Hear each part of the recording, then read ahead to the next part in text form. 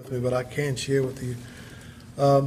We were looking at something possibly from the first time we began, but the initial thought was to allow those stakeholders that were directly involved, those regions, because we had already begun region play, allowed them to try to come up with a plan themselves of how they were going to deal with that. Because really the true issue is how are they going to determine who qualifies and who's first, second, third, fourth, whatever the case may be. If not playing each other, everybody plays each other was not an option. How else can we do it? And I tried to leave it open to them to kind of come up with their own plan.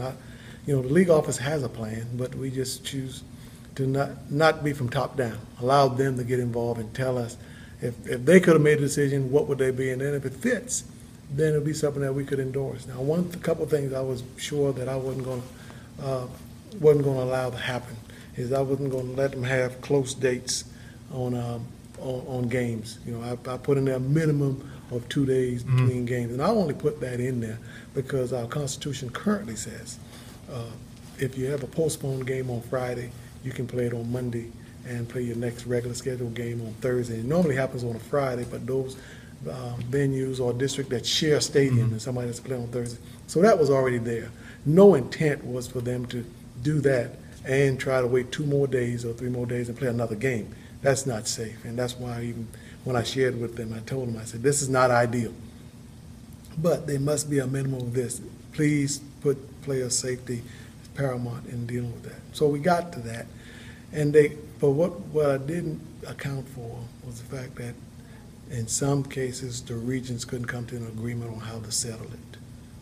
And when that became the case, then I knew we had to get involved in some way. Now, to compound that, what we originally thought was the problem, maybe 1 week of a problem, it went longer, went 2 weeks.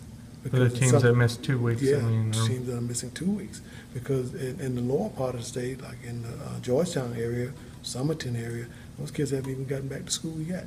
So now that compounds the problem. So, we could have made a decision at the very beginning, and I don't think that decision would have been the answer.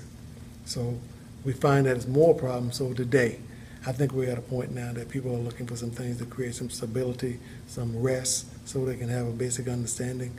I think at this point we need to come up with a plan. And I've talked with the executive committee, and they endorsed the fact that we will move everything back 1 week, regular season, extend the regular season 1 week. Okay. That's excluding like 2A, because that was already excluding 2A because they already had that week buffer in there. Okay. So, but then it is extending theirs that 1 week. But now they are just where it was a bye week for everybody. It's a week that's allowed for anybody that needs to do a makeup. Now we're pushing things back a week now. Of course, that creates some other challenges for us. Our championships are going to be held 1 week later, and we understand that. But please understand, right now that's where we are. If we get another storm or heavy rain, and it creates more flooding where schools have to be out, we may have to revisit this again. How many time concerns are out there? I'd like to, when I put something out, I want to put something out that we can stand behind. And I didn't want to make any knee-jerk decision. So while they were pushing for an answer, I still believe the best way for it to occur was to begin with the regions and the schools that were in the regions that were involved. Let them come up with a plan that can work for them. They know their kids a lot better than I do. But if it gets to where they can't work it out, then of course we'll get involved and we'll try to help them come up with an answer. But we wanted to have them to have the first. But again, I didn't feel any pressure. I mean, I got lots of questions, and the thing that frustrates me a lot is any miscommunication or any misunderstanding. I'll take blame for those things every time, because we've got to continue to do a better job of communicating, explaining. I don't know what is news. Things that I think that we can take care of in-house, I think we do, but the public wants to know, and I've got to get better at sharing with the public and deciphering those things that are considered big news. It's what I do every day, but those that don't do it every day, those things become news. That just, it's like old hat to me sometimes, you know, because I do it every day, and I don't know that, not that we're hiding it, I just don't know that there's that big an interest, but I guess it is. And just, can we, possible date, so everything's pushed back to the 20th? Would that be right? I think the 13th, isn't it, would be the first. with the makeup date?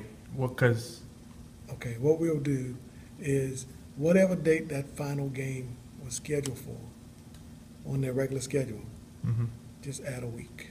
okay, Just add a week to it. okay, And that'll be the date of the final game. okay, So, in 1A, 3A, and 4A, that week that we're adding used to be the first round of the playoffs. okay, So that begins a week later. okay, And then, of course, however it shakes out now. A couple interesting things there. Where 1A was traditionally playing on the Thanksgiving weekend, right, that moves to the weekend where we were having the 3A and 4A play. right, 2A was already there. right, So what we'll do, we'll probably have 4 games that weekend with those two classes, and then move another weekend for the 3A and 4A. so that would